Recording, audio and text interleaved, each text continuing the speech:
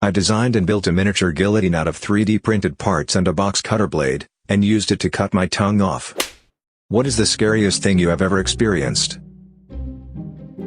Got caught in a riptide 200 yards offshore with all of my family, including my at the time 6-year-old little sister.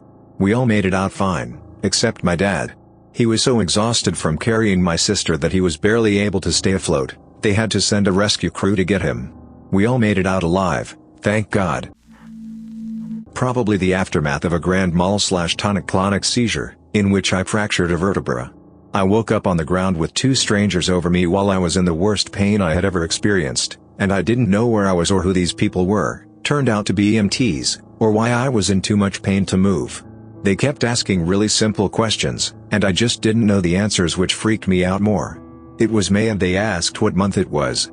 I thought really hard and didn't know, and I looked outside and thought it looked like August and gave that as my guess. They asked where I was. I didn't know that either. It turned out to be my living room.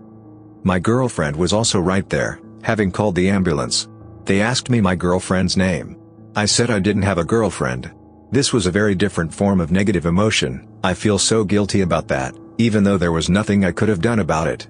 I also feel guilty about having had a seizure in front of her because it scared the crap out of her. Amphetamine-induced psychosis. I spent a period of time addicted to crystal meth, and the psychosis one goes through after having not slept for days at a time is scary. You see shadow people. You believe everyone is out to get you. Every conversation out of your earshot is about you. Your delusions become very real. At one point I thought there were leprechauns that were out to kill me. I saw the leprechauns. I heard them whispering and plotting against me. It's insane. I'm so glad that's in the past. In my old job, I used to cycle home from work along the country back roads just before midnight. There were no streetlights along those roads and I hated cycling on the main road, because I was anxious about being in the way of traffic. I had an LED light that was fixed to the front of my bike, though. Anyway, I was on my way back home from work one night, and after turning a corner, my light shone on someone who was sitting with their legs crossed in the middle of the road. The guy was just sitting there in complete silence and darkness by himself. I pulled on the brakes and stopped in front of him and asked if he was all right.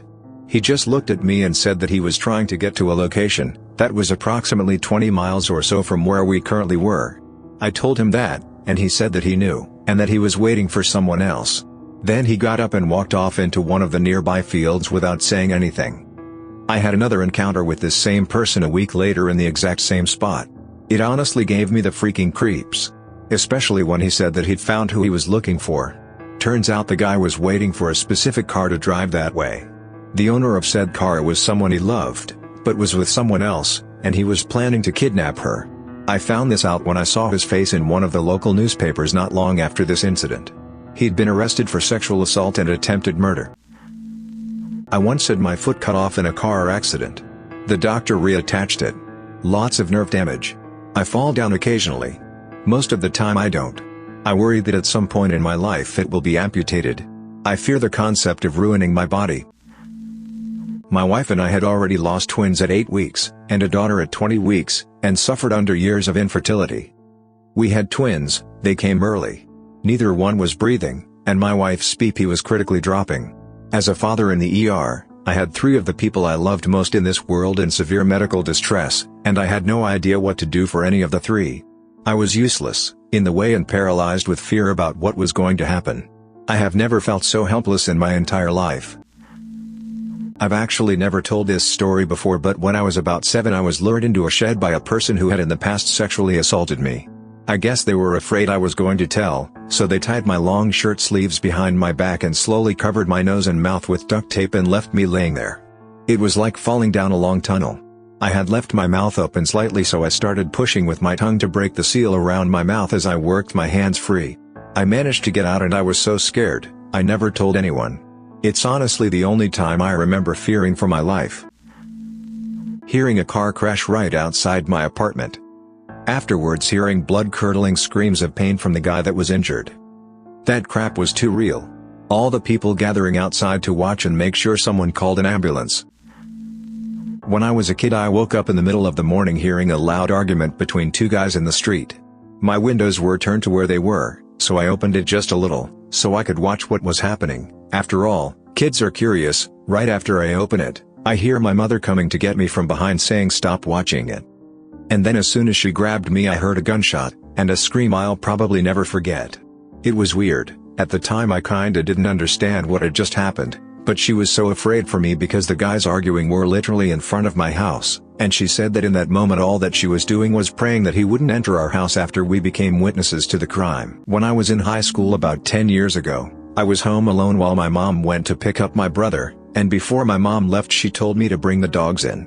Now we had 2 beagles, one that was friendly but barked loud, and an older one that we had gotten from the shelter who was extremely protective and was not afraid to show his teeth. I ignored her and left them outside for a bit.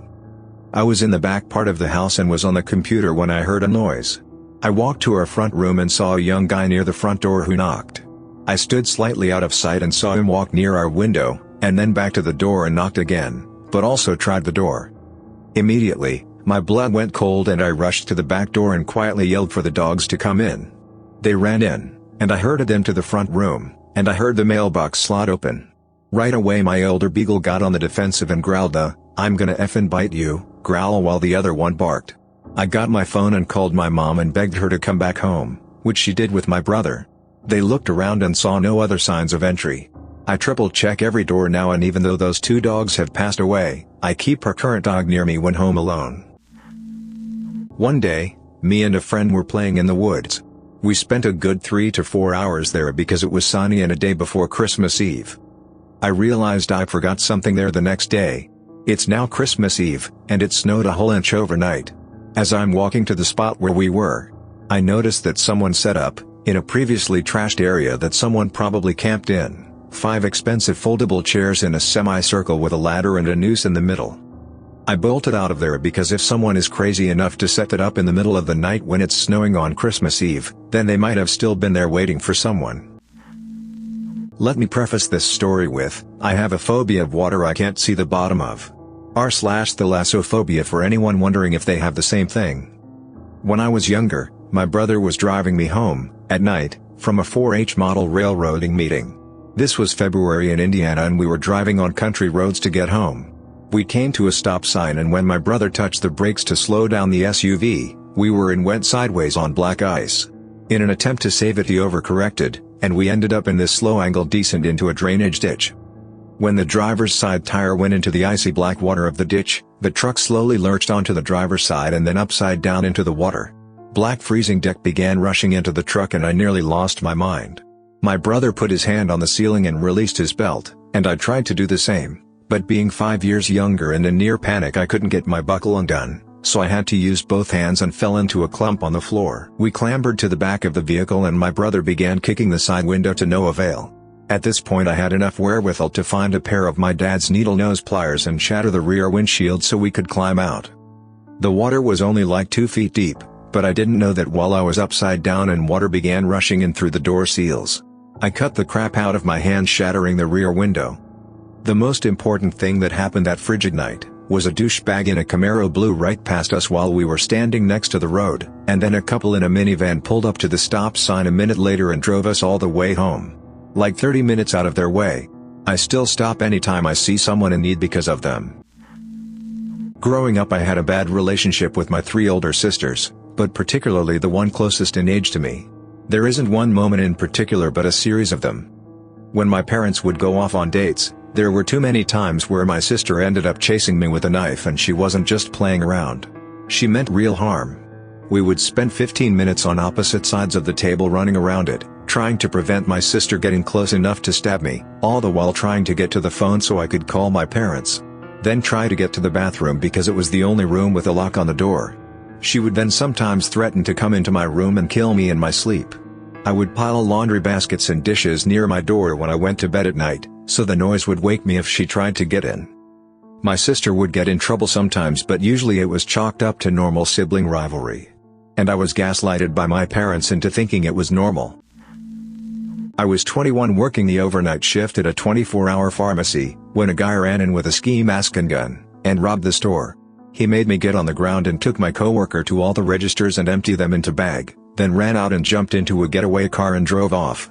Still had to finish my shift after that, too. He and his accomplices were arrested a couple weeks later, and he did 6 years in prison for armed robbery. I got a notification in the mail from the state when he was released. Since about a year and a half ago, I've been treated for schizophrenia. I don't have a lot of hallucinations besides some voices as I'm going to sleep, and my delusions weren't paranoid delusions, but more grandiose and religious. Anyway, I was treated after I designed and built a miniature guillotine out of 3D printed parts and a box cutter blade and used it to cut my tongue off. I actually only managed to cut it about half off, so they reattached it and I can speak and eat fine now.